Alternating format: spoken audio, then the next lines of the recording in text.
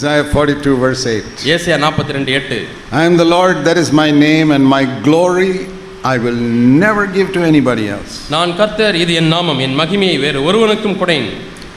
There's one thing that God will never give us, His ஒரு glory. காரியத்தை தேவன் ஒரு காலம் நமக்கு கொடுக்க மாட்டார்.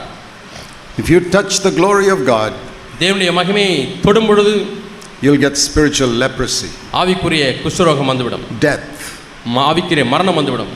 and it's very subtle. மிகவும் தந்திரமானது.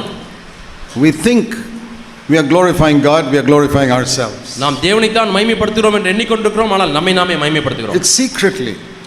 அந்தரங்கத்திலே. Have you know in the story of the Pharisee and the publican praying, பரிசேயன் ஆயக்காரன் உங்கள் ஜெபித்த ஜெபத்தை நீங்கள் கேட்டிருக்கிறீர்கள். have you noticed one thing?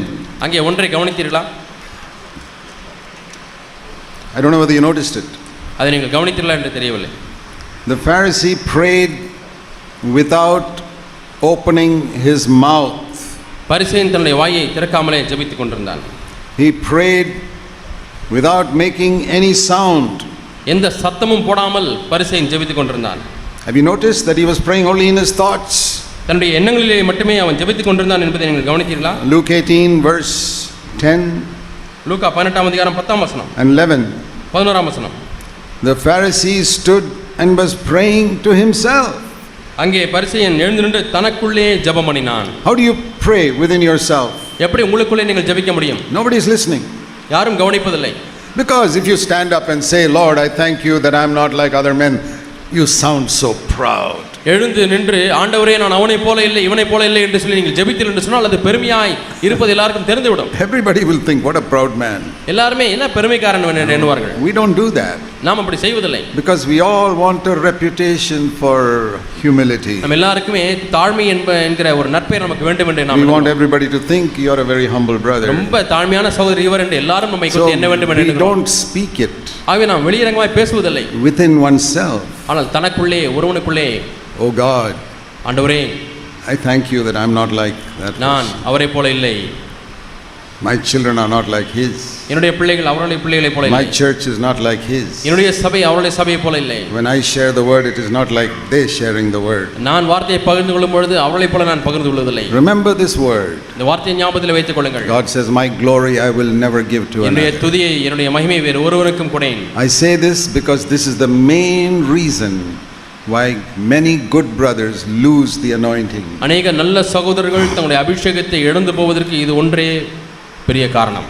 It's been a great grief to me. எனக்கு மிகுந்த துக்கமாக இருக்கிறது.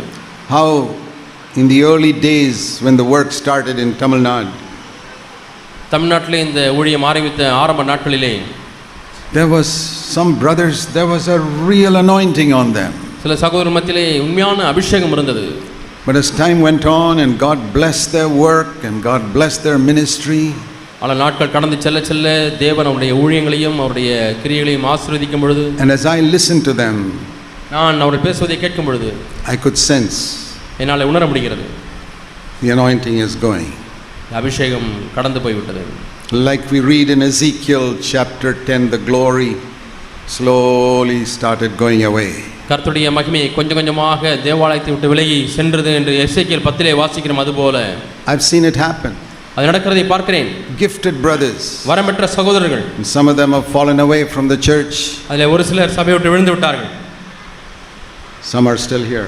சிலர் இங்கே இன்னும் சபையில் இருக்கிறார்கள். Turn to Daniel chapter 4. தானியேல் 4ஆம் அதிகாரம்.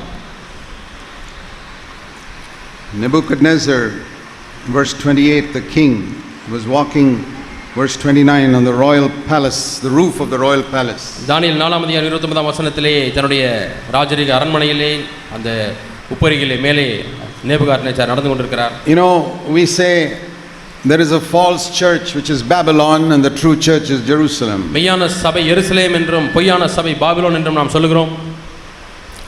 Here is the root of Babylon. இங்கே தான் பாபிலோனுடைய வேர் காணப்படுகிறது.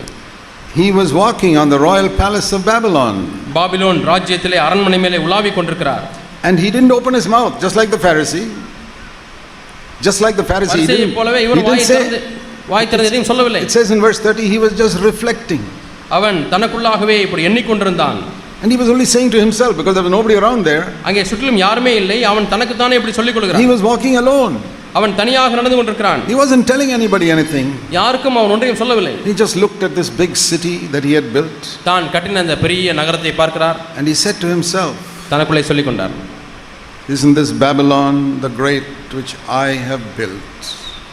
நான் கட்டின மகா பாபிலோன் அல்லவா? This is not like all those Assyrian kingdoms and Egyptian kingdoms that the அசிரிய ராஜ்யத்தை போலவோ எகிப்து ராஜ்யத்தை போல நான் கட்டவில்லை. This is different. இது வித்தியாசமானது, This is the பிரத்யேகமானது. royal residence for them which I built by the might of my power and for the glory of my majesty. இது என்னுடைய வல்லமையின் பராக்கிரமத்தினாலே என்னுடைய மகிமை பிரஸ்தாபத்துக்கு என்று ராஜ்யத்துக்கு அரண்மனையாக நான் கட்டினேன். That is the essence of Babylon. பாபிலோனுடைய சாரமே இதுதான். We never open our mouth, வாயை திறப்பதில்லை. but we look at what God has done ஆனால் தேவன் என்ன செய்திருக்கிறாரோ அதை பார்த்து in our family, with our நம்முடைய children, குடும்பத்திலே, நம்முடைய பிள்ளைகள் மத்தியிலே, in our church. நம்முடைய சபையிலே And we don't say anything because then we lose our reputation for humility. நான் வாயை திறந்து ஏதோ சொல்லிவிட்டால் தாழ்மை என்ற பெயர் போய்விடுமே. So I say to myself, ஆகவே தனக்குள்ளே நான் எனக்குள்ளே சொல்லிக் கொள்கிறேன், what a work என்ன ஊழியம் பா, God has enabled me to do. என்னை கொண்டு ஆண்டவர் எவ்வளவு ஊழியத்தை செஞ்சிருக்கிறாரப்பா. It's true, God uses men. தேவன் தம்முடைய பிள்ளைகளுக்கு ஊழியத்தை கொடுக்கிறார், உண்மைதான். But I think of that little boy who gave 5 loaves and 2 fishes to Jesus. ஆனால் இயேசுவுக்கு அந்த 5 அப்பம் 2 மீனை கொடுத்தானே, 2 அப்பம் 5 மீனை கொடுத்தானே. He was a little boy. சின்ன பையன். And 5,000 people were fed. He was amazed. 5000 பேர் போஷிக்கப்படும் பொழுது அவன் வியக்கிறான். I wonder what he went home and told his mother. வீட்டுக்கு போய் அவங்க அம்மாவிட்ட என்ன சொன்னான்னு நான் நினைச்சு பார்க்கும்பொழுது நான் ஆச்சரியப்படுகிறேன். You know, mommy, அம்மா தெரியுமா உங்களுக்கு, my 5 loaves fed 5,000 people today. என்னுடைய 5 அப்பம் இன்றைக்கு 5000 பேரை போஷித்தது. Of course, Jesus also helped a little bit, but my 5 loaves. இயேசு ஏதோ கொஞ்சம் உதவி செஞ்சார், ஆனால் என்னுடைய 5 அப்பம் 5000 பேரை போஷித்தது. It's all right for little children to talk like that. சின்ன பிள்ளைங்க அப்படி பேசினா பரவாயில்ல. But is there anything of that spirit in us? ஆனால் நமக்குள்ளே இப்படிப்பட்ட ஒரு ஆவி இருக்கிறதா? For the sake of the Lord's work தேவனுடைய ஊழியத்தின் in Tamil நிமித்தமாய், Nadu, தமிழ்நாட்டிலே தேவனுடைய ஊழியத்தின் நிமித்தமாய் I urge you, my brothers and sisters, put your face in the dust. என் சகோதர சகோதரிகளை உங்களை வருந்தி கேட்கிறேன், உங்களுடைய முகத்தை தூளிலே வையுங்கள், மண்ணிலே வையுங்கள். I do it myself. நான் அப்படி செய்கிறேன், நானாக அப்படி செய்கிறேன். I've done it for some years now. எவ்வளவு ஆண்டுகளாக நான் அப்படி செய்திருக்கிறேன். Because I know one thing. என்றால் ஒன்றை நான் அறிந்திருக்கிறேன். The Lord says, I will never give my glory to another. என்னுடைய மகிமையை வேறு ஒருவனுக்கும் நான் கொடேன் என்பதை ஆண்டவர் சொல்லியிருக்கிறார். As soon as Nebuchadnezzar said this, இந்த நேபுகாத்நேச்சார் சொன்ன மாத்திரத்திலே he became like an animal. அவன் ஒரு விலங்காய் மாறினான், மிருகமாய் And மாறினான். he started eating grass in the fields. அங்கே வயல்வெளியிலே புட்களை தின்று கொண்டிருக்கிறான். That is how God humbled him. இப்படித்தான் தேவன் அவனை தாழ்த்தினார். You see another example of that in Acts chapter 12. அப்போஸ்தலர் 12ஆம் அதிகாரத்தில் இன்னொரு உதாரணத்தை நாம் வாசிக்கிறோம். When Herod, verse 21, 21ஆம் வசனம், 12:21, அப்போஸ்தலர் நடவடிக்கைகள் 12ஆம் அதிகாரம் 21ஆம் வசனம். put on his royal apparel and stood in the pulpit and began to give his message. அவன் தன்னுடைய ராஜரீக வஸ்திரத்தை அணிந்து கொண்டு அங்கே அந்த செய்தியை கேட்கிறான். And the people said, this is the voice of God, not of a man. Verse 22. நாம் வாசிக்கிறோம், இது மனுஷ சத்தம் அல்ல. 12ஆம் அதிகாரம் 22ஆம் வசனம், இது தேவ சத்தம் என்று ஆர்ப்பரித்தார்கள். And Herod never said anything. ஏரோது ஒன்றுமே சொல்லவில்லை. But in his heart, God saw what he was saying. அவனுடைய இருதயத்திலே அவன் என்ன சொல்லிக் கொண்டிருந்தான் என்பதை தேவன் பார்த்தார். Yeah, that's what I am. ஆம், இதுதான் நான். What a message I gave. நான் எப்படிப்பட்ட செய்தியை கொடுத்தேன் பார்த்தீங்களா? These people are impressed. மக்கள் எல்லாரும் இதனாலே ஆச்சரியப்படுகிறார்கள், கவரப்படுகிறார்கள். Immediately the Lord struck him. இப்படி ஏரோது பிரசங்கித்து அப்படி எண்ணின உடனே கர்த்தர் அவனை அடித்தார். He died physically. அவன் சரீர பிரகாரமாக இறந்தான். Many preachers die spiritually ஆனால் அநேக பிரசங்கியார் ஆவிக்குரிய ரீதியிலே மரிக்கிறார்கள். because they don't give the glory to God. என்றால் மகிமையை கர்த்தருக்கு செலுத்துகிறதில்லை. They want to take the gates and say, "See, did you see the anointing that I have? எனக்கு இருக்கக்கூடிய அபிஷேகத்தை பார்த்தீர்களா என்று சொல்லி அவர் கதவுகளையும் நிலைக்கால்களையும் தூக்கி கொண்டு காண்பிக்கிறார்கள். I am like Caleb. நான் காலேபை போல இருக்கிறேன். I am like Paul." நான் பவுலை போல இருக்கிறேன். Dear brothers and sisters, அருமையான சகோதர சகோதரிகளே, humble yourself. உங்களை நீங்களே தாழ்த்துங்கள். It is because of the lack of humility that there are so many problems among some elder brothers in Tamil Nadu. தமிழ்நாட்டிலே மூப்பொருளுக்குள்ளே ஒரு சில மூப்பொருளுக்குள்ளே இருக்கக்கூடிய பிரச்சனைக்கு காரணம் என்னவென்றால் அங்கே தாழ்மை இல்லை It's என்பது. not difference of doctrine. They believe the same doctrine. உபதேசத்திலே வித்தியாசம் இல்லை, எல்லாரும் ஒரே உபதேசத்தை தான் விசுவாசிக்கிறார்கள். Difference of doctrine I can understand if some Roman Catholic priest disagrees with us. உபதேசத்திலே வித்தியாசம் என்றால் என்னால் விளங்கிக் கொள்ள முடிகிறது. ரோமன் கத்தோலிக்க பாதிரியாருக்கும் எனக்கும் வித்தியாசம் என்று சொன்னால் ஒத்துக்கொள்ளலாம். How is it people with the same doctrine can't get along with each other? ஆனால் ஒரே உபதேசத்தை நம்புகிறவர்கள் எப்படி ஒருவரோடு ஒத்துக்கொள்ள முடியாமல் இருக்கிறது? There's only one reason. ஒரே ஒரு காரணம் தான். I feel I am very important. நான் மிக முக்கியமான நபர் என்று உணர்கிறேன். I must have my way. எனக்கு என்று தனி வழி உண்டு. I want to keep my throne. என்னுடைய சிங்காசனத்தை பாதுகாத்துக் கொள்ள வேண்டும். I don't seek to follow Jesus who gave up his throne. தன்னுடைய சிங்காசனத்தை விட்ட அந்த இயேசுவை நான் பின்பற்றவில்லை. Came down and said, I'm here to wash your feet. அவர் சிங்காசனத்தை விட்டு இறங்கி நான் உங்களுடைய பாதங்களை கழுவும்படியாய் வந்தேன் என்று சொல்கிறார். Yeah, you can even preach a message on that. இதன் அடிப்படையில் நீங்கள் ஒரு செய்தியை கூட பிரசங்கிக்கலாம். And not have that spirit. ஆனால் அந்த ஆவி இல்லாதவர்களாய் இருக்கலாம். Dear brothers and sisters, அருமையான சகோதர சகோதரிகளே, the same thing applies to sisters. சகோதரிகளுக்கும் இது பொருந்தும். There are sisters who can't get along with each other in a church. ஒரு சபையிலே ஒரு சில சகோதரிகளுக்கு ஒத்துப்போக முடியவில்லை, ஐக்கியப்பட முடியவில்லை. Always the cause is pride. எப்பொழுதுமே ஒரே காரணம் நினைவிலே வைத்துக் கொள்ளுங்கள், பெருமை. I am a very important person. நான் ஒரு முக்கியமான நபர். Humble yourself. உங்களை நீங்களே தாழ்த்துங்கள். There's very little emphasis on humility in the Old Testament. பழைய ஏற்பாட்டிலே தாழ்மைக்கு மிக குறைந்த முக்கியத்துவம் தான் கொடுக்கப்பட்டது. Because even though Moses was the humblest man, he could not be an example like Jesus.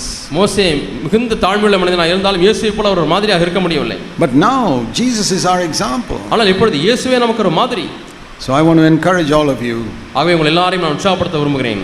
Let's not follow in the footsteps of Samson. நாம் சிம்சோனுடைய அடிச்சுவடியில் நடக்க வேண்டாம். Or Saul. அல்லது சவுலுடைய அடிச்சுவடியில் நடக்க வேண்டாம். Or Nebuchadnezzar. அல்லது நேபுகாத்நேச்சாருடைய அடிச்சுவடியில் நடக்க வேண்டாம். Or King Herod. அல்லது ஏரோது ராஜாவுடைய அடிச்சுவடியில் நடக்க வேண்டாம். Or Demas. அல்லது தேமாவினுடைய அடிச்சுவடியில் நடக்க வேண்டாம். See, Demas got all the important contacts through Paul and then he went out on his own. ஆரம்பத்திலே பவுலோடு கூட நெருக்கமாக இருந்து பவுலுடைய தொடர்புகளை எல்லாம் தான் பெற்றுக்கொண்டு அதற்கு பிறகு தனியாக பிரிந்து விட்டார். I have thought of different brothers who were with us once and who have left. நம்முடைய மத்தியிலே ஒரு காலத்திலே ஊழியம் செய்த சகோதரர்கள் ஆனால் இப்பொழுது நம்முடைய மத்தியிலே இல்லை, நம்ம விட்டு பிரிந்து போயிட்டார்கள். அவர்களை குறித்து நான் எண்ணி பார்த்தேன். You may not know it. உங்களுக்கு ஒருவேளை தெரியாமல் இருக்கலாம். But I have warned every one of them. ஆனால் அவர்கள் ஒவ்வொருவரையுமே நான் எச்சரித்திருக்கிறேன். And spoken to them. அவர்களிடத்திலே பேசியிருக்கிறேன். But they would not listen to me. அவர்கள் எனக்கு செவி கொடுப்பதில்லை. And they have fallen away. அவர்கள் விழுந்து விட்டார்கள். I don't find any delight in their falling away. அவர்கள் விழுவதிலே எனக்கு எந்த சந்தோஷமும் இல்லை. I feel sad for them. அவர்களுக்காக நான் துக்கப்படுகிறேன். But that is a warning to me. ஆனால் அதிலிருந்து எனக்கு ஒரு எச்சரிப்பு இருக்கிறது. I say, Lord, I have the same flesh. எனக்கு மதிய மாம்சம் இருக்கிறது. I don't want to look down on them. அவரை நான் அற்பமாய் நான் எண்ண வேண்டாம் ஆண்டவரே. I want to keep my face in the dust and walk softly before you. ஆண்டவரே, நான் என்னுடைய முகத்தை துளிலே நிறுத்தி உமக்கு முன்பாக நான் பயந்து நடக்க விரும்புகிறேன். And help me never to touch your glory. ஆண்டவர், ஒரு காலம் உடைய மகிமையை தொட்டுவிடாதபடிக்கு எனக்கு உதவி செய்யுங்க. Always to esteem other people as more important than myself. எப்பொழுதுமே மற்றவர்கள் என்னை காட்டிலும் முக்கியமானவர்களாக கருத உதவி செய்யும். Always to be an ordinary brother. எப்பொழுதுமே நான் ஒரு சாதாரண சகோதரனாக இருக்க உதவி செய்யும். Never a special brother. ஒரு காலம் நான் விசேஷித்த ஒரு சகோதரனாய் மாறிவிடக் கூடாது. Never to be like a one man ruler in a church. சபையிலே ஒரே ஒரு தனிக்காட்டு ராஜாவை போல நான் ஒரே ஆளாய் ஆளுகை செய்ய வேண்டாம். Then you are a pastor. அப்படி இருப்பீர்கள் என்று சொன்னால் நீங்கள் ஒரு பாஸ்டராக தான் இருக்கிறீர்கள். And that is not the New Testament pattern. அது புதிய ஏற்பாட்டு முறை அல்ல. So let's bow our heads in prayer. ஆகவே நம்முடைய தலைகளை ஜெபத்திலே வணங்கி நாம் ஜெபிப்போம்.